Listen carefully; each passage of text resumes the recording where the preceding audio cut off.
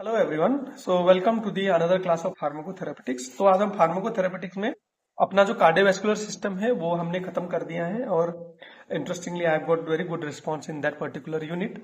तो आज से हम अपना दूसरा यूनिट चालू करेंगे जो जहाँ पे हम रेस्पिरेटरी डिसीजेस के बारे में डील करेंगे। तो इस रेस्पिरेटरी सिस्टम में सबसे पहले हम डिजीज चालू करने से पहले हम रेस्पिरेटरी सिस्टम क्या है हमने ये anyway human anatomy and physiology में डिस्कस किया है, उसका जस्ट हमें ग्लिम्स देके जाएंगे इस क्लास में, ताकि हम जो नेक्स्ट क्लास है हम अपने टॉपिक आराम से वहां पे डिस्कस कर सकते हैं। तो जो अपना रेस्पिरेटरी सिस्टम है ये क्या है पहले इसको समझते हैं। ये जो रेस्पिरेटरी सिस्टम है इसमें बहुत सारे ऑर्गन्स पार्टिसिपेट करते हैं। Right start from the nose, जहां से हम एयर को इनलेट करते हैं, और इसके अगल बगल में जो नोज के अगल बगल में रहते हैं वो होते हैं पैरानाइजल साइनस, जो एयर प्रेशर को मेंटेन करते हैं हमारे क्रेनियल कैविटी में। फिर आता है फेरिंग्स रीजन।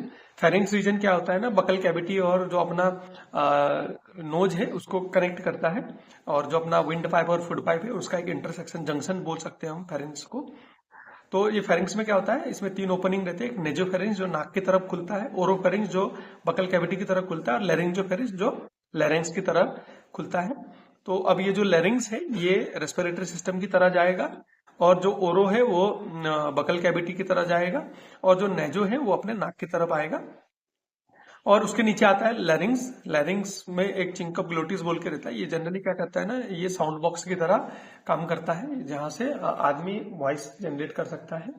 और उसके बाद आता है हमारा ट्रेकिया। ट्रेकिया बेसिकली एक वाइंड पाइप है जो हमने बाहर से इनहेल किया है या बाहर एक्सहेल कर रहे हैं, उसको एक मीडिएट करता है पाइप है, वो क्या है, ट्रेकिया। फिर ये ब्रोंकियल ट्री है, जो ये ट्रेकिया है ये ब्रोंकियल ट्री में डिवाइड होता है, और यहाँ से जो फिर विंड पाइप, छोटे बड़े विंड पाइप निकल के हमारे लंग्स में जाते हैं।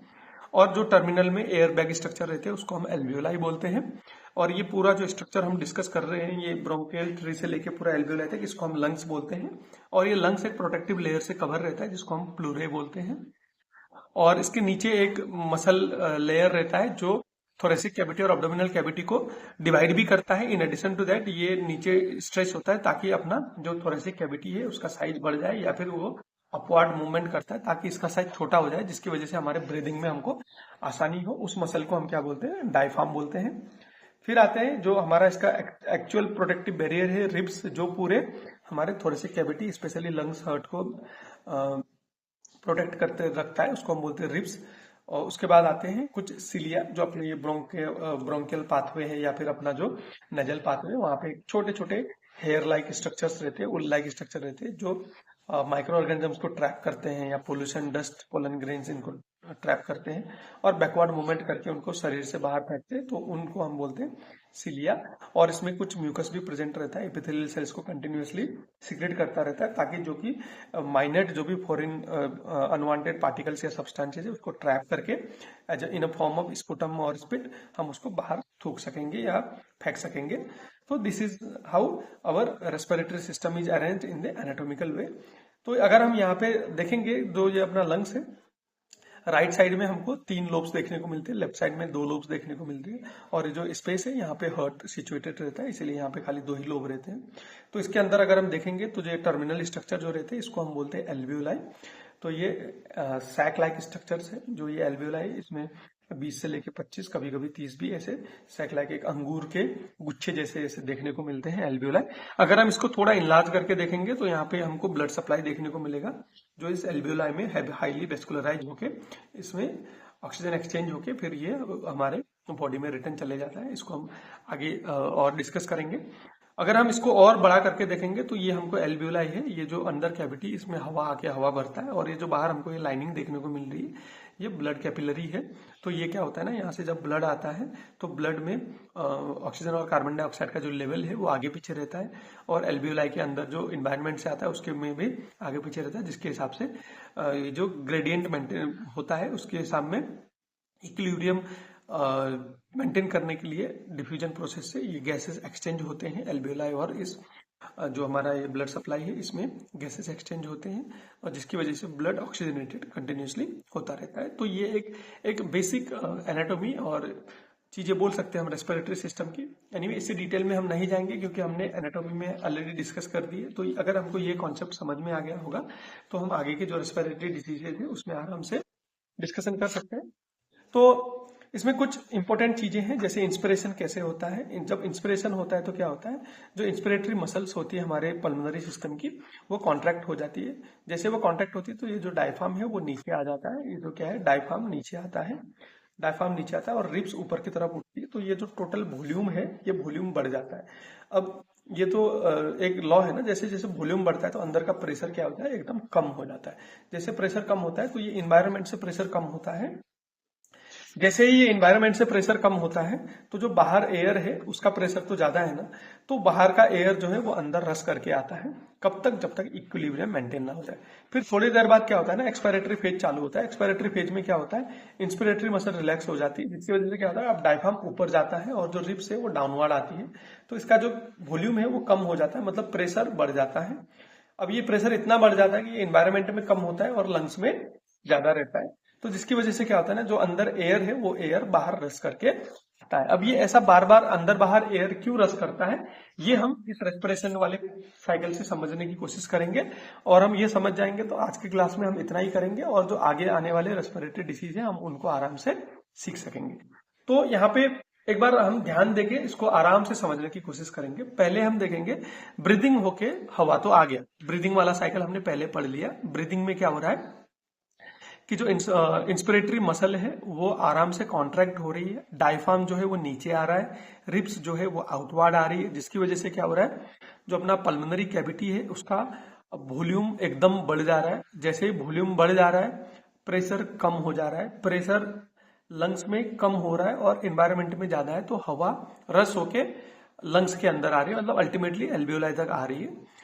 और फिर एक्सपिरेटरी में क्या हो जा रहा है कि जो अपने इंस्पिरेटरी मसल है वो रिलैक्स हो जा रहे हैं, जिसकी वजह से क्या हो रहा है, डायफ्राम ऊपर चले आ रहा है और जो अपना रिब्स है वो नीचे चले जा रहे हैं, डाउनवर्ड्स मूवमेंट हो रहा है, जिसकी वजह से जो अपना थोरेसिक कैविटी है वो छोटा हो जा रहा है। मतलब क्या है, प्रेशर बढ़ जा रहा है, किसके कंपैरिजन में, इन्वायरमेंट के कंपैरिजन में। और अंदर से जो हवा है वो पूरा इन्वायरमेंट में आ रही है। वो तो हो गया अपना ब्रीदिंग का प्रोसेस, राइट। तो अब जैसे ब्रीदिंग का प्रोसेस हुआ, उस प्रोसेस में क्या होता है, जो अपना इन्वायरमेंट है, इन्वायरमेंट में जो हवा का कंसंट्रेशन है उसमें ऑक्सीजन कितना है, 160 mmHg। ऑक्सीजन कितना है, 160 mmHg।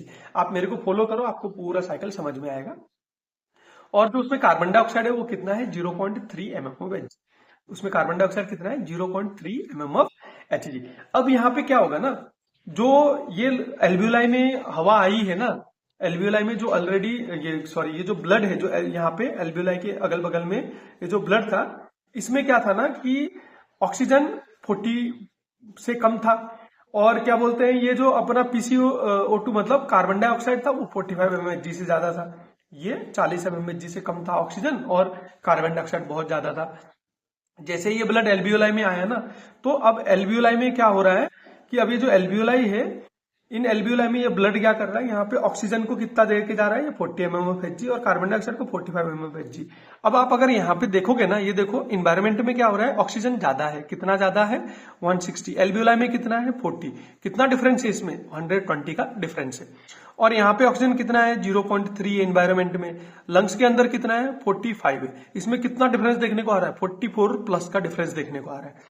अब ये जो डिफरेंस आ रहा है ना, इसको इक्विलिब्रियम करने के लिए क्या करेगा, हाँ, जो ये ऑक्सीजन है, ये ऑक्सीजन एल्वियोलाई में जाना चालू होगा, क्योंकि अंदर ऑक्सीजन कम है, राइट। ये कब तक होगा कि जब बाहर 100 mmHg हो जाएगा ऑक्सीजन एल्वियोलाई में, और ब्लड में भी 100 mmHg हो जाएगा। तो यहाँ पे जो इक्विलिब्रियम हो गया, अब क्या है, एल्वियोलाई के अंदर भी ऑक्सीजन बराबर है, एटमोस्फेयर में भी ऑक्सीजन बराबर। तो ऐसे केस में क्या होगा, अब ये जो एयर है ये एक्सहेल होगा। ऐसे ही कार्बन डाइऑक्साइड यहाँ पे 0.3 है और यहाँ पे अंदर 45 है, तो ये जो अंदर का कार्बन डाइऑक्साइड है ये रैपिडली बाहर आएगा। तो ये बाहर कहाँ पे आएगा, एल्वियोलाई पे आएगा। अब एल्वियोलाई में क्या हो गया है, कम ऑक्सीजन हो गया है, कम कार्बन डाइऑक्साइड हो गया, और इसको हम एक्सहेल करके बॉडी से बाहर निकाल देंगे। तो अब यहाँ पे जो ब्लड है, अब ये जो इसमें क्योंकि अब ऑक्सीजन बढ़ गया है, कार्बन डाइऑक्साइड कम हो गया है, अब ये क्या करेगा, ये हमारे एल्वियोलाई में क्या हो जाएगा, ऑक्सीजन की कंसंट्रेशन कितनी हो जा रही है, 104, और कार्बन डाइऑक्साइड की कितनी हो जा रही है, 40 हो जा रही है। अब ये जो ब्लड है, ये ब्लड में तो कम है, यहाँ पे देखो ना, ब्लड में कितना था, ऑक्सीजन 40 था, कार्बन डाइऑक्साइड 45 था। अब यहाँ पे क्या होता है, ये जो ब्लड है ये रिचार्ज होता है, ये रिचार्ज होता है, किससे रिचार्ज होता है, O2 से रिचार्ज होता है। तो ये जो हाई अमाउंट ऑफ O2 है ना, वो O2 ब्लड में आता है, और ये जो कम कार्बन डाइऑक्साइड वाला ब्लड है ये कहाँ चले जाता है, लेफ्ट एट्रियम। इसी ब्लड को हम बोलते हैं ऑक्सीजनेटेड ब्लड। ऑक्सीजनेटेड या रिचार्ज ब्लड, या फिर प्योर ब्लड भी बोलते हैं बहुत लोग। तो ये ब्लड कहाँ पे जाएगा, फिर लेफ्ट एट्रियम में जाएगा, लेफ्ट वेंट्रिकल में जाएगा, लेफ्ट वेंट्रिकल से पूरे बॉडी में जाएगा आर्टरी के थ्रू से, जहां पे क्या है देखो ऑक्सीजन ज्यादा है और कार्बन डाइऑक्साइड कम है। अब अगर हम सेल में, ये ब्लड अब क्या पहुंचेगा, टर्मिनली जाके सेल में पहुंचेगा। अब सेल में क्या है, जो ऑक्सीजन है वो कम है, सेल में ऑक्सीजन कम है और ये जो कार्बन डाइऑक्साइड है वो ज्यादा है। अब सेल में क्यों ऑक्सीजन कम है, क्योंकि ये तो यहाँ पे ऑक्सीजन देके जा रहा है सेल को। सेल में क्या हो रहा है, ऑक्सीडेटिव फॉस्फोराइलेशन, क्या हो रहा है यहाँ पे, ऑक्सीडेटिव फॉस्फोराइलेशन, या जिसको हम बोलते हैं इलेक्ट्रॉन ट्रांसपोर्ट चेन। क्या बोलते हैं इसको, इलेक्ट्रॉन ट्रांसपोर्ट चेन। तो ये जो इलेक्ट्रॉन ट्रांसपोर्ट चेन है ना, इस इलेक्ट्रॉन ट्रांसपोर्ट चेन में क्या हो रहा है कि यहां से जो ऑक्सीडेटिव फॉस्फोराइलेशन में एटीपीज निकल रहे हैं ना, उसमें क्या होता है ना, जो ऑक्सीजन है वो कंज्यूम होता है और कार्बन डाइऑक्साइड प्रोड्यूस होता है। इसीलिए इस सेल में क्या हो रहा है, ऑक्सीजन कम हो रहा है और CO2 ज्यादा हो रहा है। जैसे यहाँ पे प्योर ब्लड आता है, इसमें ऑक्सीजन ज्यादा है, CO2 कम है। सेल में क्या है, ऑक्सीजन कम है, CO2 ज्यादा है, तो ये दोनों एक्सचेंज कर लेंगे।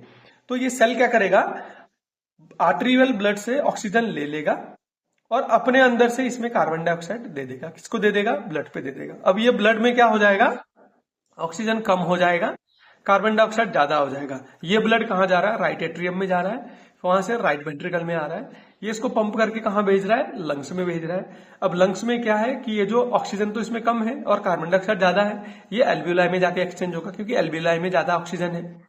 तो ये एल्वियोलाई से ऑक्सीजन लेगा और एल्वियोलाई को कार्बन डाइऑक्साइड दे देगा। एल्वियोलाई इस ऑक्सीजन ज्यादा कार्बन डाइऑक्साइड को क्या करेगा, एक्सेल करके बॉडी से इन्वायरमेंट में फेंक देगा। इन्वायरमेंट से फिर से ऑक्सीजन लेगा, उस ऑक्सीजन को ब्लड में देगा, ये ब्लड जाके सेल में देगा, सेल इसको कार्बन डाइऑक्साइड देगा। तो ये प्रोसेस चलता रहता है, ये प्रोसेस चलता रहता है। समझ में आ गया होगा।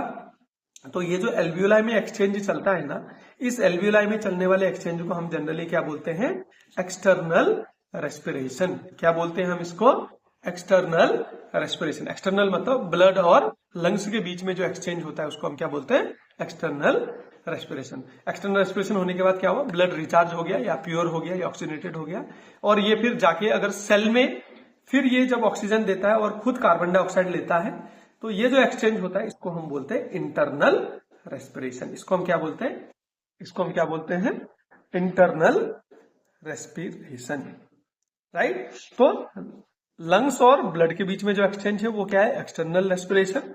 और ये जो ब्लड और सेल के बीच में एक्सचेंज हो रहा है उसको हम क्या बोलते हैं, इंटरनल रेस्पिरेशन। तो एक्सटर्नल रेस्पिरेशन में क्या हो रहा है, एनवायरमेंट से ऑक्सीजन ब्लड में जा रहा है। इंटरनल रेस्पिरेशन में क्या हो रहा है, ब्लड से ऑक्सीजन सेल में जा रहा है और सेल से कार्बन डाइऑक्साइड ब्लड में आ रहा है। जबकि एक्सटर्नल में क्या हो रहा है, कार्बन डाइऑक्साइड लंग्स में आ रहा है, लंग्स से ऑक्सीजन ब्लड में जा रहा है। तो ये है हमारा कंप्लीट रेस्पिरेशन, राइट। होप यहाँ पे आपको ये जो रेस्पिरेशन का कॉन्सेप्ट है ये समझ में आ गया होगा। अगर आपको ये कॉन्सेप्ट समझ में आ गया होगा तो हम आगे जाके रेस्पिरेटरी सिस्टम को आराम से सीख सकते हैं। होप ये चीजें आपको समझ में आ गई होंगी। मैं यहाँ पे इसको एक बार फिर से रिवाइज कर देता हूँ और फिर हम आज का क्लास एंड करेंगे। रेस्पिरेटरी सिस्टम में बहुत सारे ऑर्गन्स हैं, nose, paranasal sinuses, pharynx, larynx, trachea, bronchial tree, alveoli, lungs, pleurae, diaphragm, ribs, cilia और एपिथेलियल सेल्स, राइट। तो जो एल्वियोलाई है ये टर्मिनल ऑर्गन सिस्टम है अपने लंग्स के, जो अपना ऑक्सीजन और कार्बन डाइऑक्साइड का एक्सचेंज कराते हैं, राइट। तो इंस्पिरेटरी में क्या हो रहा है, अंदर वॉल्यूम बढ़ जा रहा है, प्रेशर घट जा रहा है, तो बाहर से एयर अंदर रश कर रहा है, जिसको हम बोलते हैं इंस्पिरेशन। एक्सपिरेटरी में क्या हो रहा है कि अंदर वॉल्यूम कम हो जा रहा है, प्रेशर बढ़ जा रहा है, जिसकी वजह से एयर बाहर रश कर रहा है, जिसको हम बोलते हैं एक्सपिरेशन, एक्सपिरेटरी फेज, राइट। फिर हम अगर एक्चुअल रेस्पिरेशन की बात करेंगे तो इन्वायरमेंट से ऑक्सीजन लंग्स में जाता है, इसको हम बोलते हैं ब्रीदिंग। फिर लंग्स से ऑक्सीजन ब्लड में जाके ब्लड से कार्बन डाइऑक्साइड लंग्स में आता है, इसको हम बोलते हैं एक्सटर्नल रेस्पिरेशन। और फिर ये जो ऑक्सीजनेटेड ब्लड है या फिर प्योर ब्लड है, ये टिश्यू में जाके अगर ऑक्सीजन टिश्यू में छोड़ रहा है और कार्बन डाइऑक्साइड टिश्यू से ले रहा है, तो इसको हम बोलते हैं इंटरनल रेस्पिरेशन। और जो ये जो ज्यादा कार्बन डाइऑक्साइड लेके आ रहा है इसको फिर एल्वियोलाई में देगा और ये साइकिल चलता रहेगा। इस साइकिल को हम क्या बोलते हैं, रेस्पिरेटरी साइकिल। होप ये चीजें आपको समझ में आ गई होंगी। अगर ये चीजें समझ में आ गई होंगी तो हम नेक्स्ट क्लास में से अपना पल्मोनरी सिस्टम स्टार्ट करेंगे। तब तक आप इसको अच्छे से समझ लीजिए और इसको ध्यान दीजिए, पढ़िए।